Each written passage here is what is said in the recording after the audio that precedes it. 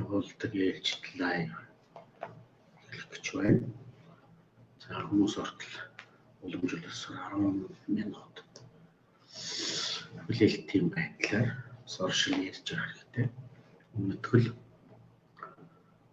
за тэгээд хүмүүс орж ирэхээр бид өнөөдрийн сэдв бол энэ хаврын үйлрэл эхэлж байгаатай холбоотуулаад хаврын үйлрэлийн эрүүл мэнд хаврын үйлрэл ба эрүүл мэнд гэсэн утгатай агуулгатай лайв хийх. За мэдээж энэгээр бол бид хүмүүсийн мэддгийг буюу ярьдгийг ярихгүй мэдэхгүй болчихсон. Энийг одоо бид нар бас ярилцах юм аа. Тэгэхээр мэрэгдийн сургаалт бас мэдэхгүйгээр ярьж бай, мэддгийг бясалгаж бай гэсэн одоо мэрэгд сургаалцсан үг байдаг шүү. Тийм. За тэгэхээр энэ цагт бол хүн мэддгийг ярьдаг болж, мэдэхгүйгээр үгүйсгдэг болж, мэдэхгүйгийнхээ дайсан болдог болж. Тийм учраас мэдэхгүйгээр бид ярилцж явах хэрэгтэй юм аа. Мэрэгдийн үгэнд бий. Энэ бол яагаад гэдэг асуулт бай гэсэн үг шүү дээ. За хүүхэд бол одоо ухаан орж эхлэх дээр 2-3 наснаас эхлүүлэл яагаад гэдэг асуулт тавьдаг шүү дээ. Тэгээд 6 нас хүртлийн хүүхэд бол бүх амьдралынхаа туршид авах мэдлэгийн 70% авсан байдаг гэж. Энэ бол суурь нь болох юм шүү дээ. Боловсролын суурь болно гэсэн үг юм шүү дээ, тийм ээ. За тийм учраас бид мэдэхгүйгээ ярилцсан гэдэг нь. Энэ мэдэхгүй талаас энэ бол мэдэхгүй гэдэг нь бол сайн мартагдсан хуучин онолыг эргүүл сэргээх хэлдэг юм аа гэсэн. За ингээд энэ талаар бидний хаврын үйлрэлийн эрүүл мэндтэй холбоотой мэдхээр ажигсан, мартагчсан ийм зүйлүүдийг ярих гэсэн үг шүү дээ. За тэгэхээр Монголын өнгө дэдсийн нэг бол 800-ны өмнөөс Ахуйд шингэсэн цэцэн мэргэн ухаан болгож за энэний цаад язгуурн гүн ухаан философи нь бол тэнгэр үзэл юм аа. Тэнгэр үзэл альва нэгэн шашныг үгүйсгдэггүй, устгадаггүй, шашны хооронд дайн, дажин, самун үүсгдэггүй, харин шашны онол цэцэн мэргэн гүн ухаан философоос холдоод доройтод ирэхдээ Монголын дээдсүүд тэнгэр үзлийн гүн ухаан цэцэн мэргэн ахуй гүн ухаанаараа ёс заншлын заанах цэцэн мэргэн гүн ухаан тэнгэр үзлийн гүн ухаанаараа үнийг засан тохинолдог ийм уламжлалтай юм билээ. За энэ цаг бол давтагдж байгаа юм. Энэ бол сансрын эргэлтэнд байдаг бидний мэдэрдэггүй галактикийн эргэлт, замбуу твийн эргэлт, ертөнцийг боожих гэж хэлдэг. Энэ эргэлт хөдөлгөөн, нүүдэл, энийг хөх нүүдэл гэж хэлээд байдаг шүү дээ. За энэ дотор 24 гадаад орчлон, дотоод орчлон гэдэг 24 одон гэр буюу хорвоо 24 хорвоогийн нэг эргэлт цикл эргэлт хөх нүүдэл байдаг. Энэ бол эртний ведийн сургаал Монголын тэнгэр үзэл хоёр бол эртнээс нэг гаргалтай юм аа гэдгээр энийг одоо мэдж судалж явсан. Үүнийг Окторгын 6 гэж нэрлэдэг. За энэ 6 Окторгын 6 бол зүүн тийшээ Монголын алтайгаас зүүн тийшээ Хянганы нурууны хойд үзүүрээр ширвээд дөрвөлжин соёл буюу дөрвөлжин бичгийн соёл ханз бичгийн үг болдог. Тэр соёлыг авч нуусан их нүүдлийн үзүүр нь Якутаар дамжаад Аляскаар гараад одоо Монгол ухаанаар бол манай нэг Давааху багшийн бичсэн номонд байдаг да. Судалгааны номууд пирамидын гайхамшиг бионерик чулууны эрдэг гэдэг ингээд номнууд байгаа. Тэнд бол маягийн нүүдлийг эндээс нүүсэн гэдгийг дэлхийн хүндрэлтний оюунлаг бод судлаад тогтоож баталж байгаа талаар бол маш гоё товчоолсон номнууд байдаг шүү дээ. Тэгээд Давааху багшийн номонд бол дурдсан байдаг. Маячууд гэдэг бол Монголоос нь үсэх юм гэдгийг дэлхийн өндөрлөгтөн судалжээ гэж. За энийг Эрдэнэбаан бас их гурвалжин Pax Mongolica гэж номонд бий. Энэгээр бол хам зүйчгийн болдог дөрвөлжин соёл, дөрвөлжин бичиг Маячууд гэж Америкийг нээсэн юм байна. Энэ бол одоо нэгэнтээ тодлогдож батлагдж байгаа энэ хадны бичээс хадны сүг зураг гэж зарим зөв яриад байдаг. Хадны бичээсэн дээрээс энэ бол тодорхой батлагдж байна гэдгийг Эрдэнэбаан их гурвалжин гэдэг номонд дурдсан байгаа. Ингээд Мая гэж, Умай гэж, Алтай гэж гэсэн гурван гэж байна гэдгийг сүүлд Pax Mongolica гэдэг номонд оруулсан байгаа. Энэний тухай бол алтан дээрээ дурддагдсан байгаа. За ийм байх юм. Тэгэхээр Маягийн соёл гэдэг бол бас одон зурхайтай, Октрогын зурхайтай явсан Ведийн соёл гэж Тэнгэр уулаар дамжаад Гямлаг дамжаад нүүсэн нүүдэл байгаа. Энэ Ведийн нүүдлийг бол алтан дэдгэрийн Бета улс Алтайгаас нүүсэ гэж одоо ингэж дурдсан байдаг. Ингээд энэ бол Бетан Вед болжээ. Мая бол нөгөө Умайгаасаа нүүс юм гэдэг нь Мая болжээ гэдэг ингээд манай эрдэмтэд энийг батлаад хадны бичээстэй нотлоод ингээд яваад байна гэсэн үг шүү дээ. За ийм битэр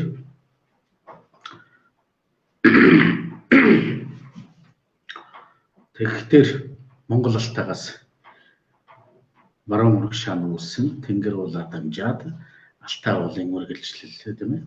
Алтай нурууны үргэлжлэл ингээд цаашаа Гямлагаар дамжаад ингээд нүүсэн.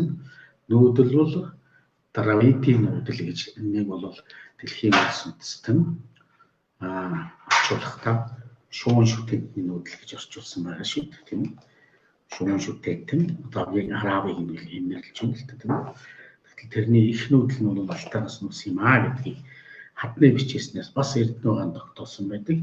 Дравид гэдэг үг нь бол Алтай язгуурын хэлнээс дурвж нүүхсэд буюу дурвид гэж ингэж нэрлэгдсэн нэр байдаг. За харин дурвд гэж ах トゥ дурвоос үүссэн Алтайгийн язгуурт байдаг овгууд бол бий. Энэ хоёр бол бас өөр ялгаатай юм гэсэн үг шүү дээ. За ингээд Дравид гэдэг үг нь дурвд гэдэг Алтай хэлний үгнээс гаралтай.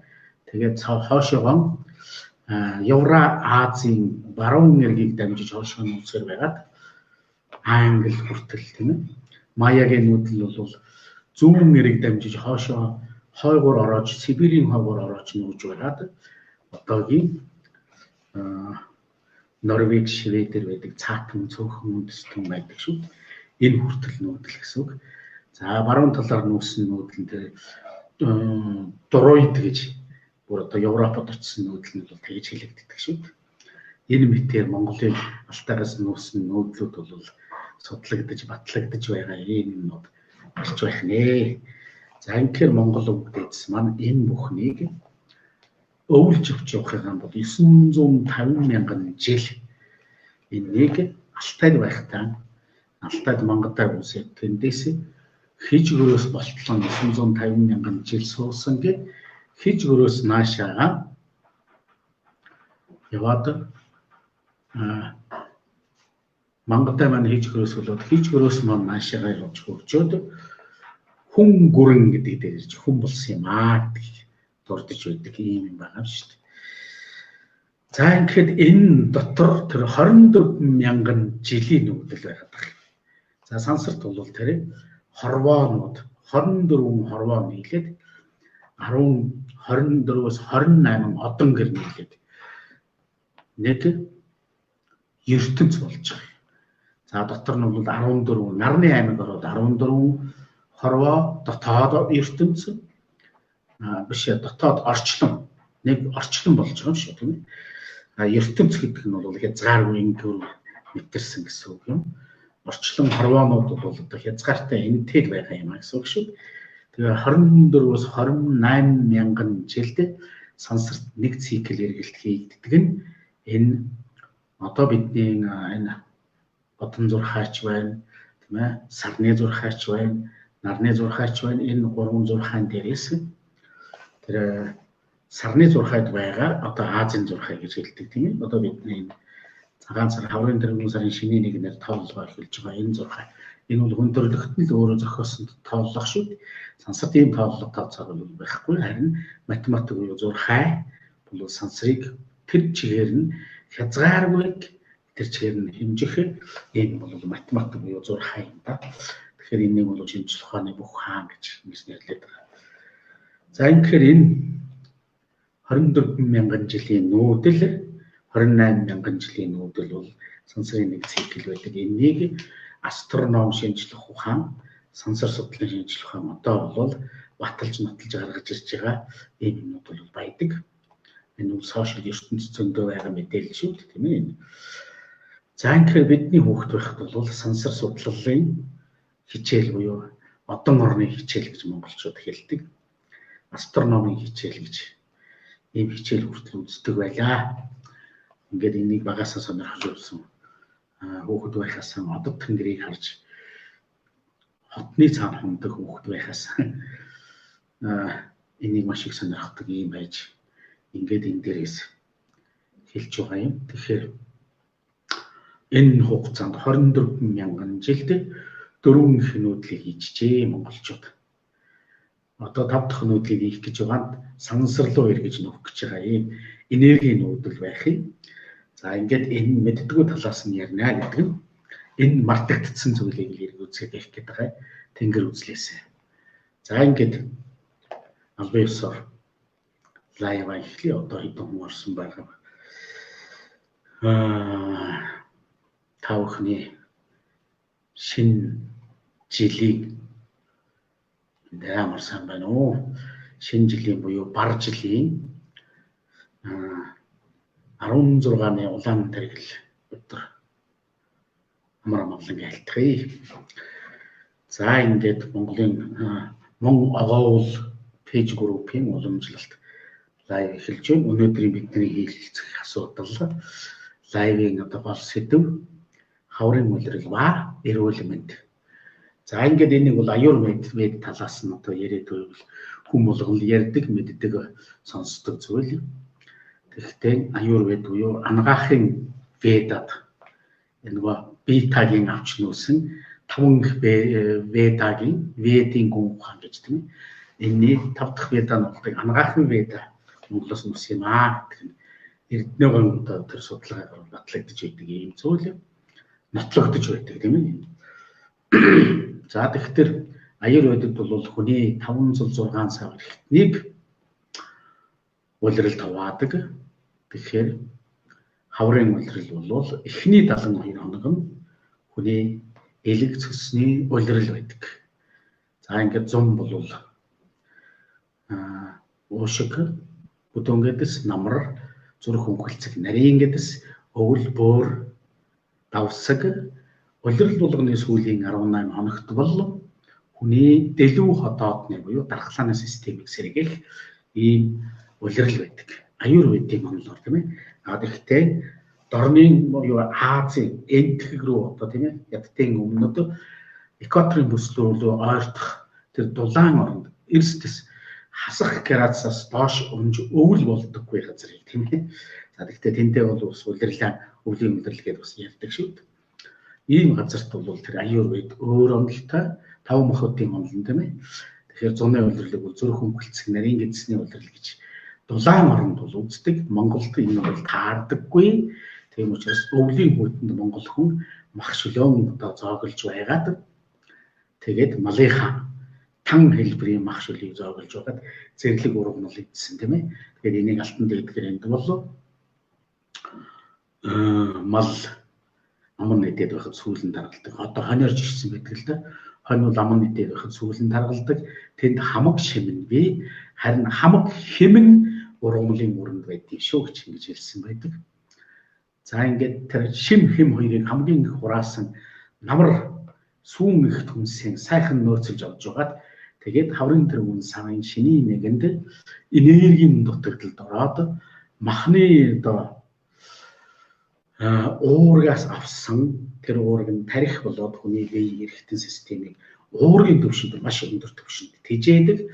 Ингээд энэ нь одоо энергийн үлсгэлэнд ороод ирэх буюу уурга дотоодон даавар боловсруулад даавар нь энерги болдог юм шүү.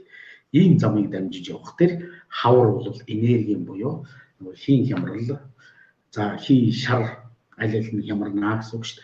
Тэгээд өвлжөнгөө мах идэхээр бадган бас хямрна. За ингээд мах идсэн бол заавал араас нь цагаан эдэгээр номогдохдаг ийм уламжлалтай айлд ороод шүл махтай хоол идээд гарах гэж байгаа хүнд заавал цагаан юм амсуулдаг ийм уламжлал байсан. Одоо харин залуучууд маань энийг мартах вэ? Энэ бол одоо Монгол ёс ах үед байсан.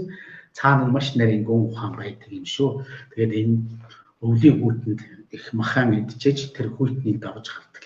Одоо манай энэ эрсдэс дөрвөн үлрэлтэй уур амьсгалыг экваторын бүслүүд дээр аваачаа тавих юм бол энэ галуу юулах гэдэг үзэгдэл болж харагдана. Ингэж л хэлж байгаа шүү дээ. Тэгэхдээ одоо Африкт бол хасах градус орох юу 0 градус хүрэхэд Африк хүн бол хөлдөж хөвтөг нутаг дээр ийм байх жишээтэй. Тэгэхээр энэ за ингэхээр монголчууд энэ дөрвөн үлрэлийн энэ нутгийг алтай оргилтай тэгээд саяны руу анхайн руу хинтэн руу тэгээд хянганы руу хүртэлх энэ нутаг шүү дээ тийм ээ. За энэ их тэгш өндөрлөг бол ийм хатуу ширүүн уур амьсгалтай. Тэгтэл Алтайд Мангадаа үсээд 9 бум 5 түмэн жил буюу 950 мянган жил суусан гэж байдаг. Тэгтэл энэ ягаад энэ суугаад байсан гэхээр буугаад ирэх гэхээр үлэг амтэн одоо говь хээр тал болвол говь хээр тал хөвчин тийм ээ. Үлэг амтэн үлэг гүрвэл гэсэн үг шүү тийм ээ. Заан тэмээн хяруулын нутаг байхад гэж байна. Одоо жишээлбэл Арслан заан манай энэ Сибирь хавьд бол олдсон байгаа шүү дээ. Их хүчтэй Арслан зааны одоо эртний хөлбөр юу амьдарч байсан гэдэг баталгаа нь. Тэгэхээр энэ амьтны нутаг байх тэр бууж ирч чаддаггүй хамгийн хатуу ширүүн уур амьсгалтай тэр уулсын хярд нуруудын хярд байгаад ич гэсэн үг байхгүй. Тэр нь бол үлгийн бол алтай юм аа гэж. За ингээд өвөл энэнийг давахын тулд мах идэж сурсан. Энэнийг чомноос сурсан. Чомныг Арслан заан хойсоор байгаад сүргэлэх буюу нөгөө хамтын хариуцлага гэж гүн ухаанаар хэлдэг. Бүл болж амьдрах энийг бол чомноос сурсан юм шүү. Ийм учраас бүрчнийн удаа гэдэг чинь энийг хэлээд байгаа маа гэж. За энэ нь бол мэдээж язгуур нь бүрчэн одон гэр гэж өөрсдөө нэр өгсөн.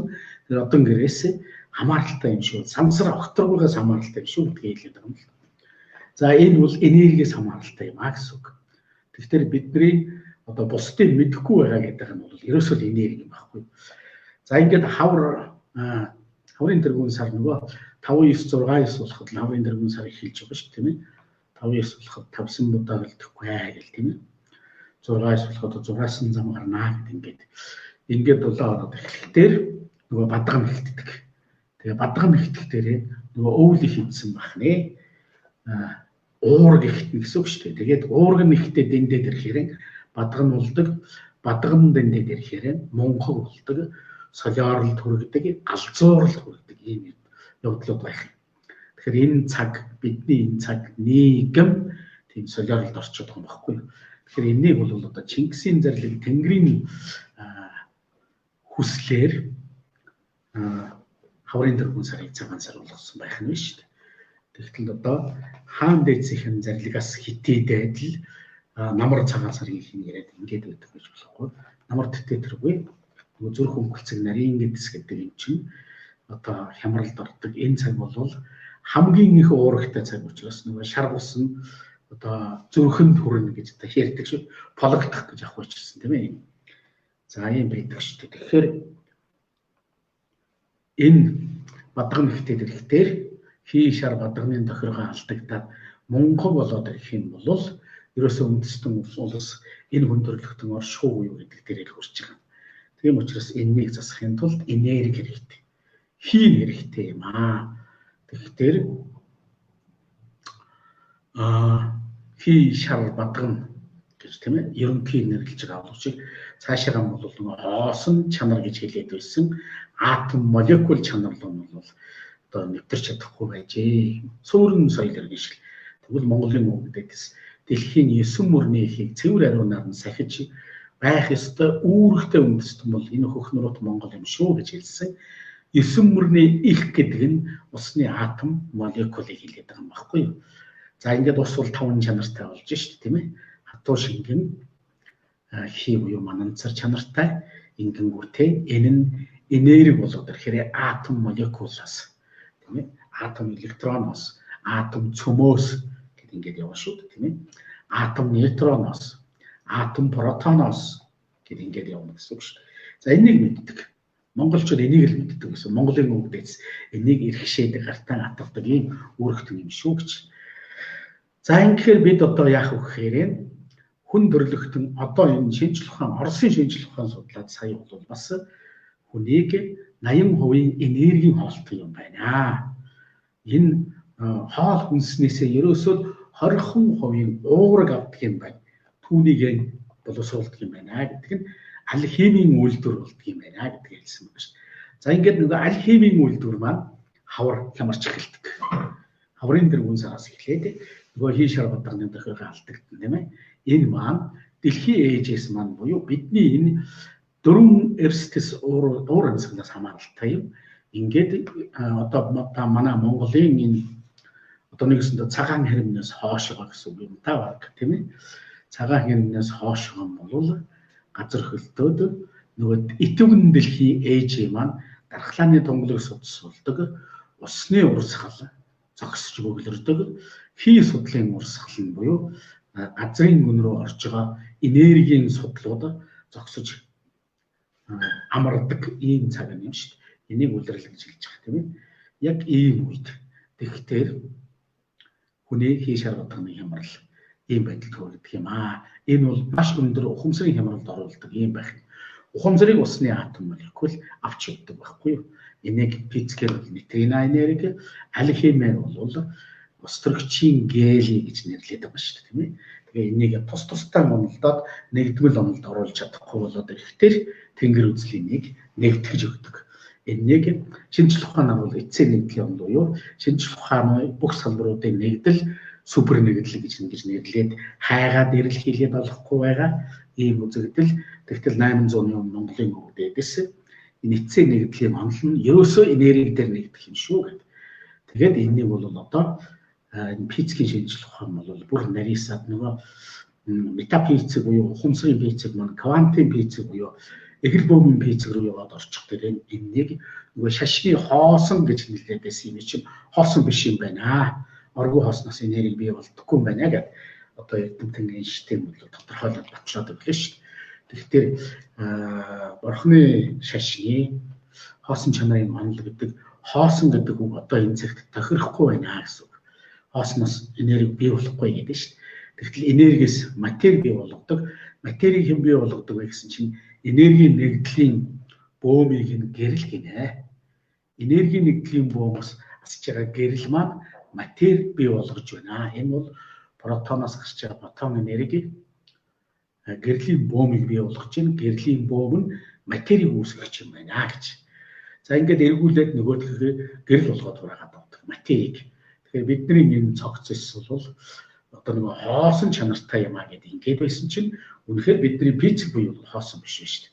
Харин энэ бол 4% гэдэг байгаа шүү дээ. Нөгөө эгэл бөөмийн физик маань хоосон гэж хэлээд байгаа энэ бидний торсын бие маань бол 80% нь гэрлийн буюу протоны фотон бие мэдээллийн буюу нейтроны нейтрино энерги гэж нэрлсэн тэр бие маань 94-96% нэгээд одоо лавга доктор бол манай квантын физикийн ихэд лавга доктор энэ тухай бол маш сайхан дэлгэрэнгүй яриад ингээд бэлэг тэнгэр квантын физик хүндрэлтний бэлэг тэнгэрт хүргэж өглөө гэж хэлсэн байдаг. За тэгэхээр тэр энергийн тэнгэр гэдэг юм бол ерөөс оргуу хаднаас бий болдоггүй юм байна гэдгийг Монголын өвгдөөс 800-ны өмнө Эйнштейнээс 800-ны өмнө гэсэн үг шүү дээ тийм үү. Үндсэндээ удамшил 5:30 амин шилждэг нь чуунан гэж. 5 эрчим байгаа шүү гэд нарны эрчим, сарны эрчим, сүүний эрчим, мэдүүл зөвхөн эрчим, их засгийн эрчим гэж нэрлсэн. Энийг квантын физик одоо нэрлэж чадж байна. Фантом энерги, гравитац энерги, кинетик энерги, нейтрино энерги, фотон энерги гэд нэрлэж гисэн байж байгаа. Энэ тавыг 800 он бидний өвдөдөөс сансрын мөнгө тэнгэрийн хүчин гэж аваад түүнийг онолдчихсон юм л байгаад байгаа юм шүү дээ. За энэгээр л бид нар дутж байгаа юм. Мөнгө тэнгэрийн хүчээр дутна гэсэн үг байхгүй. Тэгэхээр энэ энерги дутна. Харин өөрөө 6 дахь эрчмийг үйлдвэрлэгч байх ёстой. Энэ нь бол хаврын тэргуун сараас эхлээд үйлдвэрлэгч тэр аль хэмийн үйлдвэрийн одоо физикийн одоо тийм энергийн үйлдвэр болгож хувирах ёстой байх нь шүү дээ. За энэгээр бид нэр дутдаг учраас хаврын үйлрэл ба эрүүл мэнд гэдэг сэдвээр яваад байгаа юм шүү дээ. За тэгэхээр энэ нь шинжлэх ухаан, Оросын шинжлэх ухааны нэг 80% энергийн хоолтой юм байна гэж ингэж одоо нотолж онолдож байна. Энийг Монголын өвгдөөс айл хэзээний ахуй болгоод шүлсэрийн ундлаад шүүсэрийн хоололж гэж тийм ээ гүн ухаандаа хэлсэн байгаа. Нууц товчоо болоод алтан дээд гэрээнд харин үүнийг ахуйдан болвол шүлөөр цодож төлөөр байжиж яв гэж. Төл гэж юу хэлээд байна тийм ээ. Одоо бидний малын төлийг хэлээд байгаа боловч эсийн төлийг хэлээд байгаа юм бас. Эс хавар маш их эс үйлдвэрлэл өөрийнх нь дотор. Тэхийн тулд яах ёстой тийм ээ. Уургийг даавруулга, дааврыг энерги болгох, мөнгө тэнгэрийн хүчтэй холбоо, нэгдвэл оюунтай холбоо, дээд оюунтай холбоо, тэгээд хиймэр сүрс өрчин бадраад ирнэ. За ингээд хиймэр сүлдэн бадрах гэсэн чинь нэг дарцаг барьж энэ тэнд аваачиж уйдаг ч юм уу, тийм ээ. Нэг одоо өөр Монгол ахын дүүс бол хиймэр сүрсүлдэн бадрааж ингээд олон өнгийн цаас хийс гэж идэг ховоон дээрээс. За монголчууд бол хиймэрийн дарцаг энэ тэнд уйнаа гэдэг ярьдаг. Шиний нэгний өглөө гараад л нар мандахтал зөвчгийн гаргаж иргээд одоо нэг оюугаан тойрол шогшдог тийм ээ. Гэрээ хороогоо орон сууцаан тойрол шогшдог нэг юм байсан. Одоо сүүлийн үед харин сайхан дэвшил гарч байгаа нь тэнгэртэй зүг мөрөн гаргах буюу өглөө нар мандахад гэгээ цагаан гэгээ ороход сайхан өндөр дээр гарч байгаад уухай өргөд хамаг сайхан дээж эдэнийхээ дээжийг тэнгэр хангаатай өргөчхөд ингээд гуйгаад ирдэг. Тэгээд энийг бол одоо ардын дундаа хүртэл адалсан байгаа шүү дээ. Цагаан сарын шинийн нэгэн болоод гараад ирэхдээ цагаан хэсгийг гаднаа дэвсэж байгаа. Тэнгэр дэлхийдээ хангаа дэлхийдээ мөргөнө гэдээ дуулаад байдаг шүү дээ тийм ээ. Тэрнээс одоо гэрээ тойроод мөргөөд байраа тойроод мөргөөд үгээд ах юм биш байна шүү дээ. Гэх жишээ. За ингэж чадсанаар өнөө хиймэр сүрс үлд маань бадарнаа гэж. Энэ яагаад байгаа юм? Онгон байгаль дээр очиж энерги бадрахад байгаа юм баггүй. Тэгээд сайхан уухайлаад тийм ээ. Ингээд сайхан тохооноос дэш сугнаас дэш тохоогоо мөргөж алгаан дэлгэж угаад тэгээд залийн ухааныг задийн ухаан болгож ерөөлийн сайхныг хэлж шившиж байгаа. Тэр дээжиндээ сүүн дээжиндээ цайн дээжиндээ шингээж байгаа. Эдийн дээжиндээ шингээж байгаа. Хангаа дэлхийдээ тэнгэр дэлхийдээ мөргөчгөө тэгээд уухай хураа өргөчгдөг тийм ээ. Уухай өргөд тэгээд дараа нь яах вэ тийм ээ. Одоо үг дээдс маань тэнгэр маань алтан дүрмэн ээливэлээр хайдлах болтгой хураа гэдэг. Ингээд зогсож үүдэг юм л юм шүү. За энэ бол эрүүл мэндэд маш хэрэгтэй зүйл ээ. Энэ жил бар жилтэй улсууд, бар жил орж байгаа улсууд бол тийм ээ. 60-даа нэг дохиод жил чинь орж байгаа улсууд байж болно шүү дээ тийм ээ. За 60-даа бол 5 бар бий гэхдээ давтагдахгүй барнууд байгаа шүү дээ тийм ээ. Усан бар, гал бар гэдэг ингээд явна тийм үү. За тэгэхээр энэ 2 сар 3 бар өдөртэй байгаа. Бар жилийн, бар сарын, бар өдөр гэж тийм ээ. Бар цагт.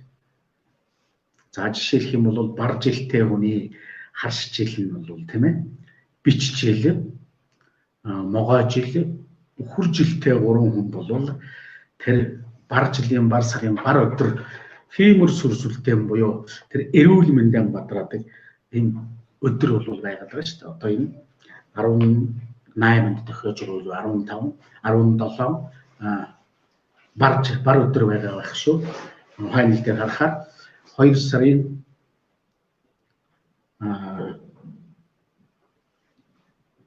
за энэ 28-нд баг өдөр байгаа билүү. За 3 энэ сардаан лав 3 багтцсан байж байгаа бар өдөр ховор шүү юм бар өдөр тийм ээ. Тохиолдол нь бол ховор. Тэгэхээр бар жилтэй улсууд бол энэ өдөр одоо тэр нөгөө эрүүл мэндийн хамгаалж буюу иймэр сүр сүлтэн зүг чигээр бадраа гэвэл цаг зүгийн цээрийг гаргая гэвэл бар жилийн бар сарын бар өдөр уулын оройд гарч уухай оргих ёстой юм аа. Дээжийг өргөж байгаа уухай оргих ёстой юм аа гэсэн үг шүү. Ингэж л эрүүл мэндийг хамгаалдаг юм байсан. Тэгээд хиймэр цог залин бадарч явдаг юм байсан юм аа. За ингээд цог залин бол сүр сүлдч гэж бас хэлдэг тийм ээ юм. За ингээд зөв хооллолт гэдэг рүү ордог. Энэ нь нөгөө махан хоолноос татгалзаж одоо мал төллөөд эхэлнэ, бог төллөөд эхэлнэ. За ингээд жилв сайтай жил орсон байхад мал сайхан жилв сайтай төллөхтөр уураг сүү бол дэлгэрч эхэлнэ. Ингээд сүүнийхээ уураг сүүн ихт хүнс рүүгээ ороод явчих дээр за ингээд үнэ туглаад хаврын дунд сараас үнэ туглана. Хаврын дунд сараас үнэ туглаад ингээд нийтлэг хэрэглээний сүүн ихт хүнс бол дэлгэрнэ. Тэгээд уурган гэдэг хавртаа уурган гэдэг сүүнийхээ уургийг гэдэг хаврын адаг сар зуны ихэнх сар дамнуулаад төл малаан засаад махныхаа уургийг нэг сайн нөхөж аваад тэгээд тэрнээс хойш махан хоол иддэггүй цагаан хоол руу ордог байлаа. Ингээд энэ нь бол бид хөргөгч хөлдөөгчгүй байхдаа дан 103 сард бүтэн 3 сар нэг улирал дандаа цагаан гэдэг үнстэй байсан юм аа. Энэ л алдагдсан. Тэгээд энийг алтан дээдгэрээнд бол малчин боловсролыг зөвхөн мах идэхийн тулд мал үржүүлдэг болтол доройтолно шүү. Тийм учраас ийм цаг ирэхэд сүүн ихт хүнсээр мянган хүнсхий мянган хүнстэн байх юм бол энэ эрүүл мэнд чинь байгалийн дархлаагаа олж авдаг юм шүү. Тэрнээс вакцины дархлаа олж авдаг юм гэж байхгүй шүү гэдгийг хэлсэн байгаа байхгүй. За ийм. За энэ гэхдээ байгалийн дархлааг олж авахын тулд бид хаврын дөрвөн сараас цагаан сар гэж яагаад нэрлэдэг байгаа юм? Цагаан мэдээгээрээ эрүүл мэндийг хамгаалдаг байх нэ. Бадганаан зохицуулдаг байх нэ. Хийгэн зохицуулдаг байх нэ. Шараан зохицуулдаг байх нэ гэсэн. За энэ нь дулаан орны Азийн дулаан орнд бол цэвэрлээгүй тутраг буюу шар халистайган цагаан будаг 3 сар дугаалгүй чанж идэхэд хүний аавра хиймэр сүр сүлтийг бадраах буюу энергийн эрүүл мэндийг хангаж өгдөг юм а гэж буддын гүн ухаанд бол бий. Гэтэл Монголын бүтгэн эрүүл сэрүүн урагсгалд цагаан будаа цэвэрлээгүй тутрагыг тэгж идэх юм бол шээс олддог юм бол яаж юм? Шар одоо хямарч байгаамаа гэсэн үг шүү дээ тийм ээ. За тэгтэл Монголын өвгдөд цэвэр оюуны 5 хүнс сүүн ихт хүнсийг оруулаад тэгээд сүүн ихт хүнс маань ерөөсөө цэвэр оюуны буюу хамгийн дээд эрүүл дархлааны хүнс юм шүү гэдгийг хэлсэн. Ингээд удахгүй Монголын сүүн ихт хүнс дэлхийг аврах цаг их ойртож байна. Тэгэхээр энэнийг идэх гэж жуулчд наашгаа явдаг, суурдаг болно гэсэн үг шүү дээ. Энэний баталгаа өөр Монголд Хятадд SARS буюу гэдсний хижиг гэдсэн тип гэдэг өвчин дэлгэрч хямарч байхад 2003-4 оны үед байх гэсэн байхаа.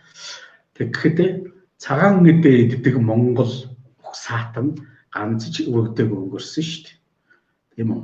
Тэгтэл энэ дараа нь хятадууд судлаад нөгөө хоол судлаараа судлаад яагаад монголчууд SARS туссангүй вэ гэсэн чинь цагаан мэдээ энэний дархлаа юм байна гэдгийг болоод хятад үндэстэн Монгол өвөр Монгол ахын дуусын цагаан мэдээ рүү шуурч эхэлсэн байдаг байхгүй юу? За тэгэхээр бид одоо цагаан мэдээг бэлтгэхдээ зөвхөн 8-ны ашиг хонжоо олохын тулд гурил хэлдэг юм бол ерөөсөө нөгөө хоолон бузарлаж байгаа юм болж байгаа. Тэгтэл одоо бас засаг төрөөс гурил холсон хов хүнийг 2 сая албан байгууллагыг 20 саяар торгоно гэд ингээд харин гурил холихыг аваа нэг юм бас зохицуулаад жишээлх юм бол энэ мэдээр энэ төрийн одоо хяналт гэдэг нь ийм дээр л одоо цааз хориг тавьж ингэж байх ёстой. Ийм бол эхэллээ. Тэгээд энэ сүүн ихт хүнс гэдэг бол дээд эрүүл мэнд юм шүү гэдгийг алтан дээдгээд хэлээд энэ нь хаврын үйлрэлт эндээсээ эхэлдэг юм а гэдгийг хэлсэн байна. За ингээд хаврын дунд сарын 10-ын үеэс одоо нөгөө ичгсэд хөдөлдөг цагаас за нэг хаврын дунд сарын 10 гэхээр одоо энэ жил бол одоо хизээр байна уу тийм ээ. Хаврын дунд харагчин туулай сар 3 сар 4 сарын 1 2 гэж эхэлж байна шүү дээ тийм ээ. За энэ хаврын дунд сарын 10-аас 10-ын үеэр за энэ 3 сарын би баруун календар руу харсан байна шүү. Хаврын ихэнх сард ичгсэд хөдөлдөг тийм ээ. За энэ хаврын дунд сард газар итэг хүндлэхийн ээжийн бүх суугнууд нээгдэж эхэлдэг. Ханш нээгдэж эхэлдэг те зүгээр. Энэс өмнө л дөө 15-ны тэргэл хаврын дунд сарын 15-ны тэргэл сарнаас өмнө хаа нэгэн газар энэ дэлхийн нөгөө дөрвөн үлрэлттэй нутгуудад халуун дулаан орн биш шүү тийм ээ. Одоо өвөр Монголын нутагт, Ар Монголын нутагт юм уу, нэг бол одоо Бурятын, Оросын нутагт ч юм уу энэ тэнд хаа нэгэн газар нэг сонирхолтой үйл тохиодог. Энэ бол зарим жилд тийм ээ онцгой бүр мэдрэгддэг. Нэг газараас гэнтхэн ус дэлгэрч ориглох юм уу, нэг газараас гэнтхэн хий дэлгэрч ориглоод ингээд зүгээр дээшээ нь олгоод их дуу гаргаж ингэж зарладаг. Энэ бол хаврын дунд сар мөн байна гэдгийг тодорхойлдог юм байгаа. Нөгөө сарны зурхай маань бас алддаг тийм ээ. Манайх бол сараар алддаг, өдрөөр алддаг. Одоо энэ жил бол бас өдрөөр алдаж зурхай тоологдож байна тийм ээ. Энэ нөгөө төвдийн зурхай ийм алдаанд хүрээд явнаа гэдэг ийм юмд хэлээд байгаа шүү дээ. Тэгэхээр тэр хаа нэгэн газар хий оргилсан юм уу, ус оргилсны дараа хүний 10 тэрний дараа тэр бол нэг хаврын дунд сарын 10-ын үеэр болдог. 10-12-ны үеэр болдог. Тийм тохиодог юмнууд их мерсэр энэ тэнд дуулдаг. Одоо хэдэн жилийн өмнө манай энэ Эрдэнэ сүмэнд нэх их ус олгоод иж цагаан ус олгоод иж гарч ирсэн. Энэ хаврын дунд сарын 12 байв 10-ын үеэр байсан. Эннээс хойш яг тэр тийм үзэгдэл энэ тэнд болох юм бол илгээн цэвэрлж эхэлдэг. Илгээн цэвэрлэхдээ илгээн дэвтэн гэж тийм ээ. Одоо илгэнд сайн 3 жил одоо нөөшилсөн шар тостолоод юм уу тийм ээ. Хагас мацагтан байдаг. Ийм байдлаар мацаг барьж ягаад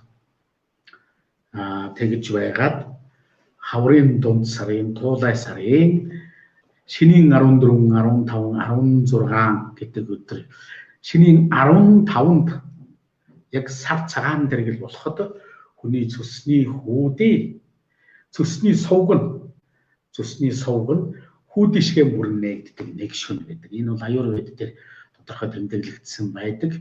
Энэ шөнө хүн элэг цөсөнд цэвэрлэх буюу цөс хөөх үзэл явдлыг хийх ёстой юм байдгийг. За энийг сүүлийн үед бол яг нөгөө одоо Ирики бясалгалын их масчрууд бол энэ цөсийг хөөхийг бол тэр элэг дэвтэл цөс хөөхийг бол улирал хамаарахгүйгээр шууд хийж байдаг ийм үзэгдэлж байгаа. Тэгээд хаа хамаагүй дандаа мацаг барих юм бол бас дархлааны систем эрүүл мэндийн хувьд хямардаг учраас яг энэ цагт л Монголын уламжлал хаврын дунд сарын 15-нд жинхэнэ мацаг барьж байгаад тэгээд цөс хөөдөг ийм уламжлал аюурвед буюу дом хар домын ухаанд бол байсан юм билээ. Хар дом гэж нэрлээд үүдэг. Домын судрууд гэж зөндөө байдаг шүү. Тийм байсан. Энэ байдаг. За ингээд энийг бас алдлгүй та өөрийнхөө хаврын дунд сарын 10-аас эхлээд хагас мацаг бариад нэг 3 юм уу 3 өдөр мацаг барих болно шүү. Нэгсэн 12-ны өглөөнөөс мацаг бариад 15-ны үүрээр өөрийнхөө мацгийг цөсийг угааж, элэг цөсийг угааж мацгаан тайлах хэрэгтэй юм аа гэж. Энийг бол одоо жимс ногооны шүүс одоо нэг нектар гэж 100% цэвэр шүүсээр хийж болно тийм ээ. Ийм байцааны шүүсэрч гэдэг юм уу, Монголын зэрлэг ургамлын жимс шүүсээр одоо хагас мацаг барьж болно. За бүр сүүн их түнсээр сүүгээрээ хагас нуцаг сүүд уугаад юм уу хярам цийдэм уугаад хагас нуцаг барьж болно. За ингэж байж байгаад тэгээд эрүүл мэндэ тэр шөнө маш сайн угаачих юм бол тэр бүтэн жилийн даадаг ийм л засал байдаг юм шүү. За ингээд хаврын адаг сар зуны ихэнх сарын үеэр цомбог нээлгэх гэж энэ дээр нэг хадгуур хамуур хийлэгдэг.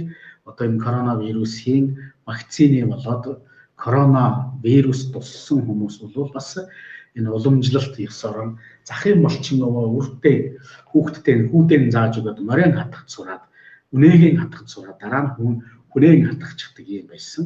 Энэ уламжлалаар энэ цусны хямрал захын судасны бүлэгнэл коронавирусээс болоод тийм ээ вакцинаас болоод за ингээд байгаа энэ бүлэгнэлийг бас хатгуур хамуур самнуур хийдэг тийм хүмүүсээр энэ зуны халуун эхлэхээс өмнө хийлэгдэг ийм уламжлал бас байсан. Тэр домын арга, эм домын арганд энийг бас настайчууд одоо говийнхан бол энийг хийлгээд зуны улиралд тэр хит халуун агаар одоо газар говийн хөрсөн дээр 60-70 градус хүртэл халж хөлийнхэн улаар нүцгэн гიშгэж болохгүй болтол халж яадаг шүү дээ.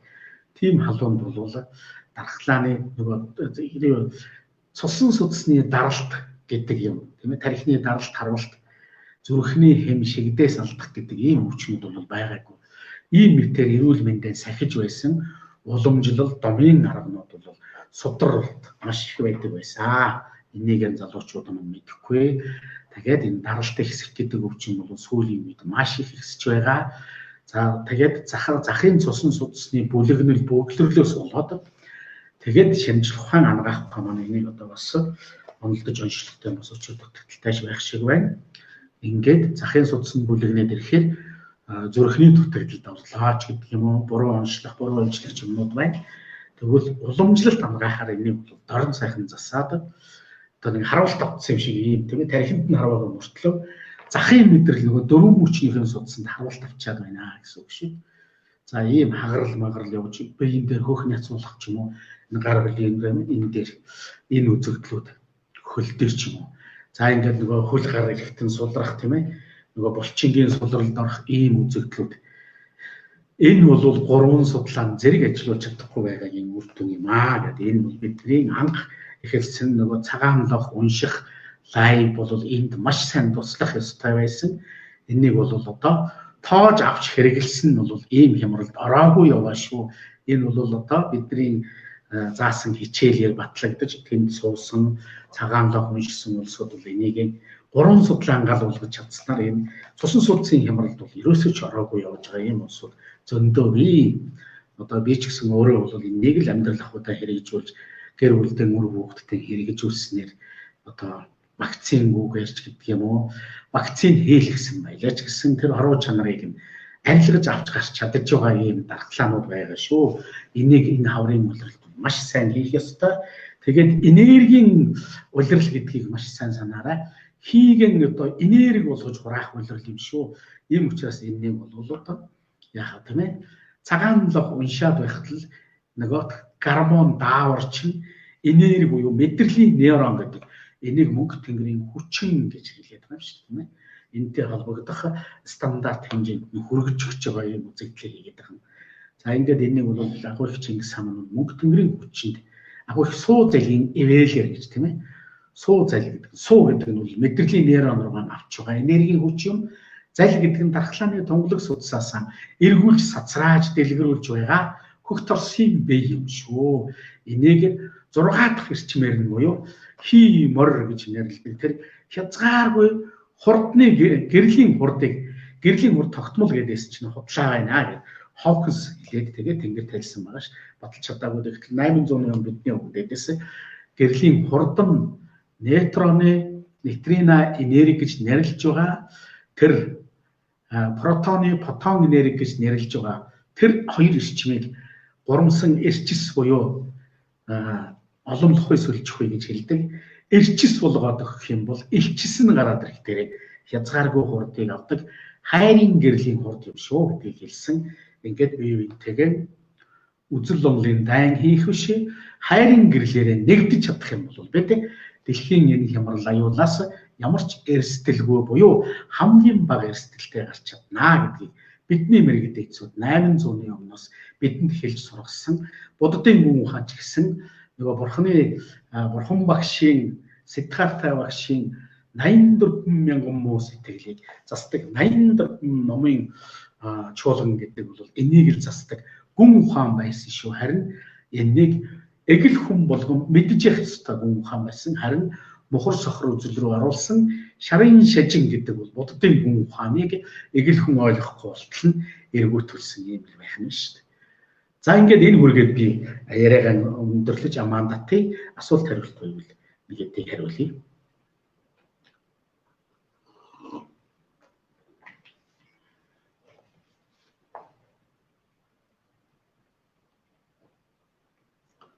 За гэлээ. Асуулт биш талархал байна.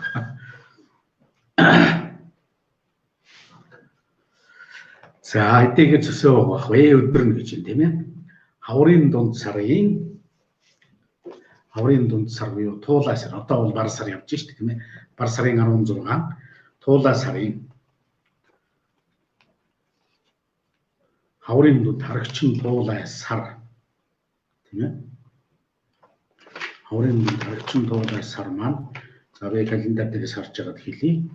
3 сарын 2-нд нөгөө хөх бар өдөр гэж нөгөө 3 бар дохиосны 3 дахь бар нь 3 сарын 2-нд буюу энэ сарны тооллын 30 гэж нэрлэдэг байгаа тийм ээ. Нарны тооллоор бол 28 хоног байгаад байгаа ш. Бар сарын 30-нд хөх бар өдөр нээж байгаа юм. Тэгээд 3 сарын 3-аас эхлээд хаврын дунд сарын шинийн нэг ингээд эхэлж байна. Ингээд хаврын дунд сарын 10 бас давхцсан байна. За ингэж байсан хаврын дунд сарын 12 гэдэг бол 3 сарын 15 байна шүү. 3 сарын 15 буюу хаврын дунд сарын 12-ны өдрөөс 3 өдрийн мацаг бариад тэгээд 13 сарын 18-нд 15-ны тэргэлж сартай шөнө болно. Тэр сартай шөнийн өглөө 4 цагаас 8 цагийн хооронд цөс угаавал цөсний сувг нь хүүдээш онгойсон байна гэсэн үг юм шүү дээ. За юм байна.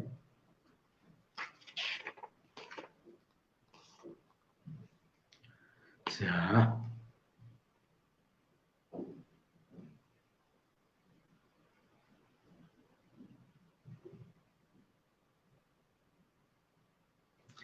За, унтахын өмнө мелатонин ялгаруулах, даралт бууруулах бясалгалыг яаж хийдэг вэ?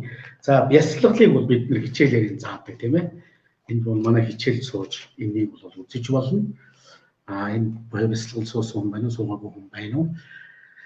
За, ер нь бол цагаан лонхыг 1-3-5 амьсгаа унш. Одоо та биологийн цагаан зөрчөөд 9 цаг гэхэд орондоо мороогүй 9:30 гэхэд унтаагүй байвал биологийн цаг зөрчигддөг.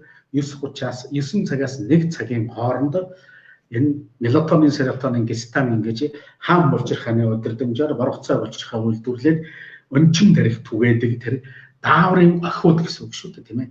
Энийг шинжлэх ухааны нэрээр фермент буюу одоо пионерын бишээ дашаа тулсан фейгер гэж хэлсэн фермент гэж уургийн дааврын нэгдэл гэсэн үг биш байгаа юм. Мелатонин метилатин гэж нэг фермент хүний тархин дотор боловсрдог юм. Энэ бясалгалчдын тархинд их байдаг, лам удын шашны лам хуврагуудын тархинд их байдаг гэж шинжлэх ухааны судалж сая сүүлийн судалгаа гарч ирээд байгаа юм байна. За энэ тэгэхээр та 1 цаг гэхэд унтаагүй байвал тэр ферментүүд тасрах буюу мелатонин, серотонин, гистамин гэдэг дааврууд тасарч бүх дааврын системийг чинь хямралд оруулдаг юм байна шүү дээ. Тэгэхээр энд та 1 цаг 2 цагийн үед унтах гэж байгаа бол орон дээрээ сайхан сууж байгаа. За энэ асгал хий гэсэн үг тийм ээ. Амьсгал хий. Амьсгалын дасгал тамир хий гэсэн үг. Энэ бол хэвтэйгээр хийсэн ч болдог. Орондоо орж сайхан ээж өлөөж хэвтэж байгаа.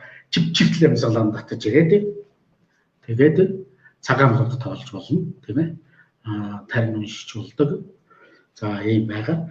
Тарин нь бол ум тоолоо суухаа гэж тарин байдаг. Энэ Буддын гүн ухаанд оруулсан Монголын үг дээдсийн хэлсэн нь бол ум тоолоо суухаа гэдэг тарины 3 удаа уншаад араас нь нэгэн амьсгаанд 3 удаа уншаад араас нь амьсгал таслалгүйгээр цагаан лонхыг тоол 32-оос дээш тоолж байж ам асгалын дасгал бүрэн болно гэж хэлж тийм ээ. За ингэж чадсан нөхцөлд бол нөгөө маш эрчимтэйгээр тэгтээ тарихаан живчиртэл амьсгалаан татаарай тийм ээ. Тарихаан живчиртэл амьсгалаан тат гэхээр ингээд авчихвал зөвхөн хүзүүндээ хүртэл татна. Тэгэхээр тарих руугаан живчиртэл татахын тулд хөө ингээд намалдаг самалдагаараа цохиод тат гэж ингэж тийм үү. Тэгэхээр 3 цохид татагдахад оржил байдаг. Тэгэхэд тарих чинь менчүүрээ чивчрээд ирдэг. Яг энэ үед тарихын дотор байгаа гөлгөр эсүүд буюу тарихны бор тарихны гөлгөр эсүүд гэж тийм ээ. Уураг тарихны гөлгөр эсүүд гэж тэр эд бүрэлдүүлж байгаа тэр эсүүд чинь умартал чангараад ирэх дээрээ хаан булчирхай гипоталамус гэж нэрлэгддэг шинжлэх ухааны нэрээр эпифиз гэж нэрлэгддэг боргоцоо булчирхай гипофиз гэж нэрлэгддэг өнчин тарих гэсэн 3 булчирхайг чинь бяс хийгээд өгдөг юм. Тэгэхэд бяс хийж энэ тарихаан живчиртэл татаж байгаа цагаан лонх уншаад сурах юм бол энэ мелатонин, серотонин, гистаминыг 15 минут ийм байдлаар хийхэд 4 цагийн нойртой тэнцвүүгээр мелатонин, серотонин, гистамин чинь ялгаруулах боломжийг хангаж өгдөг. Ялгаруулж өгдөг ийм юм байнамаа. Гэхдээ энийг бол ганцхан амьсгал хийгээд биш цааш нь тарихаар юу ч бодохгүй гэдэг бясалгал хийгээд бодлоос ангиж ирэх буюу төвлөрлийн бясалгалыг энэ дээрээ хийж сурчиж энийг бол бид нар хичээлээр заадаг юм байгаа юм. Эгэл хүн бол тарихаан живчиртэл чангалж хагаад амьсгалаа тийм ээ. Тэгээд цагаан лонх тоолоод бай 40 секундээс цагаан лонхны тоотоо хөөцөлдөх хэрэггүй харин 40 секундээс дээш давуулж буюу хугацаатай нь хөөцөлдөх гэсэн үг. Ингэж чадсан нөхцөлд та мелатонин, серотонин, гистаминыг нөхөж аваад унтж чаднаа гэсэн үг юм аа.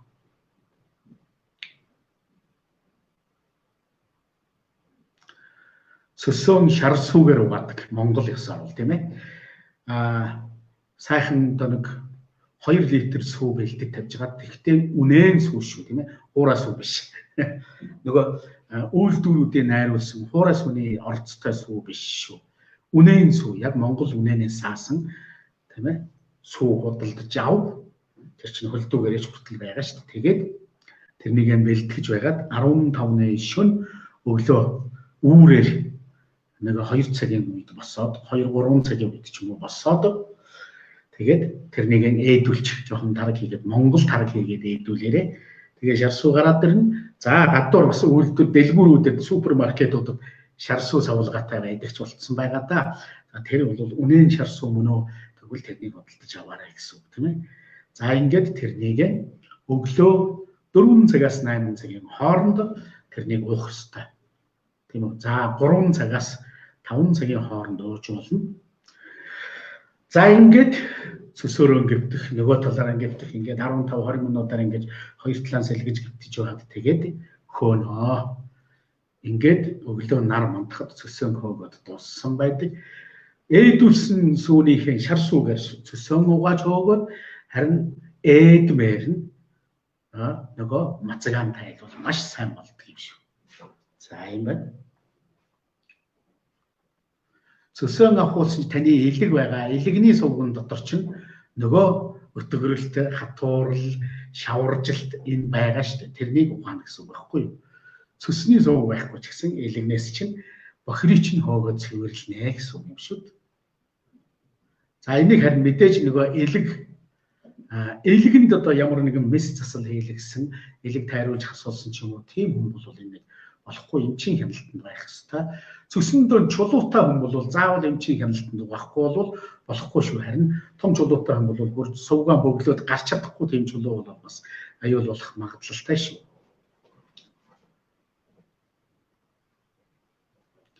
За түрүүнийх нь 2 сарын 25-ны гэдэг ямар юм байв гарч чадсангүй.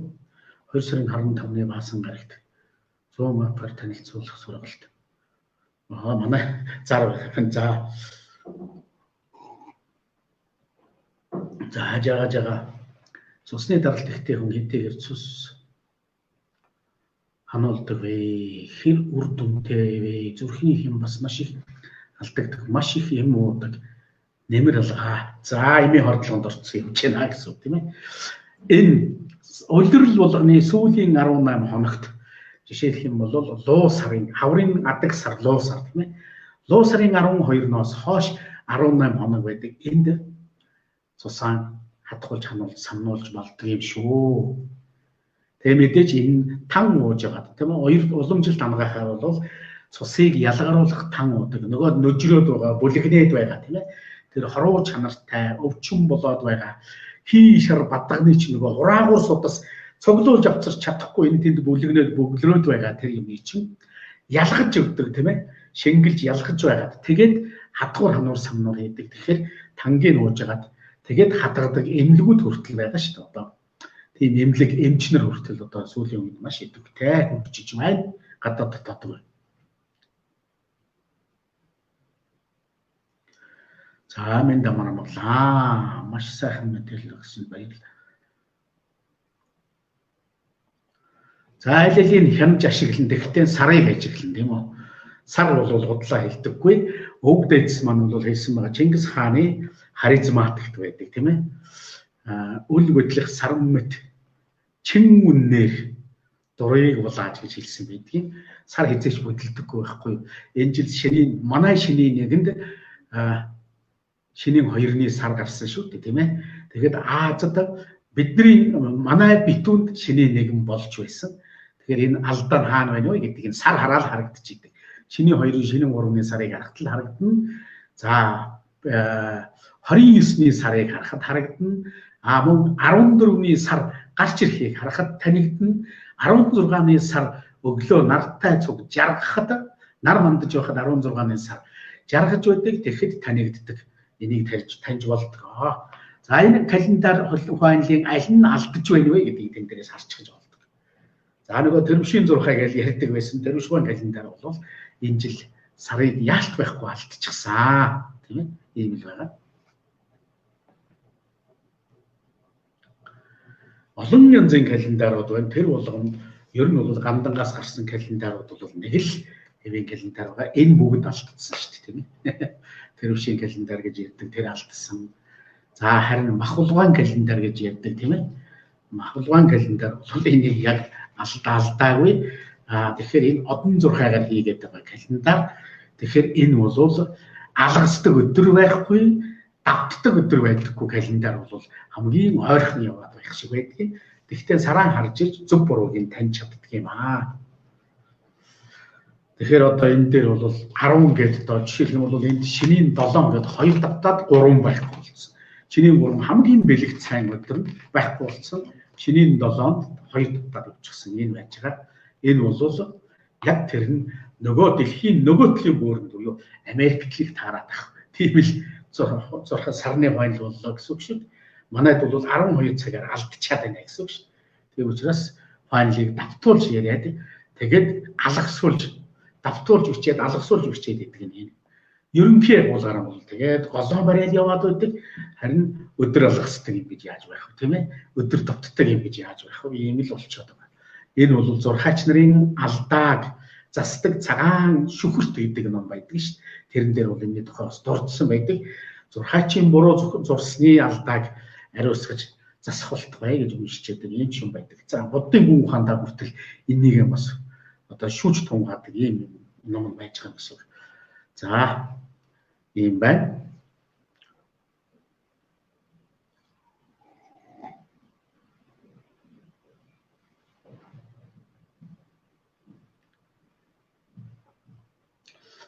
(0.5 см).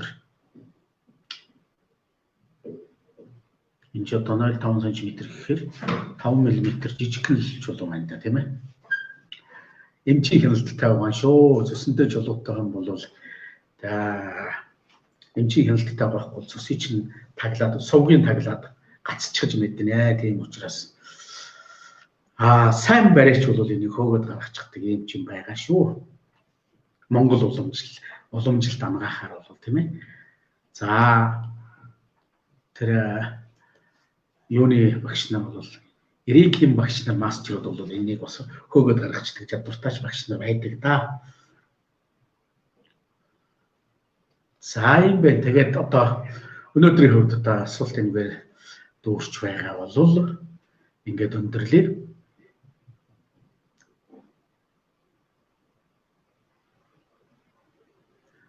За манай холон ороод ирсэн тавьж байна. За алтан дэдгэрийн хичээл бид нар Монгол хоол дээр хизээ эхлэхийг товлоогүй байна. Эхлэхээр зар тавигдах байх. Тэгээд манай админаас асуугаарай. Тэгж жагаад цаг зав энэ 3 сард эхлэх байхаа. За ингээд таалан сонссон та бүхэнд баярлалаа. Таалсан бол цааш нь сайн түгээж дэлгэрүүлж байгаарай. Нэг ч устгай Монгол хүний тарих оюуныг сэргээж ухааныг нь тэлэх ийм л юм хийх гээд байгаа учраас энэ лайв цуврал одоо ингээд байнга явагддаг боломжтой болж байгаа шүү. За ингээд дараа уулзтлаа баяртай.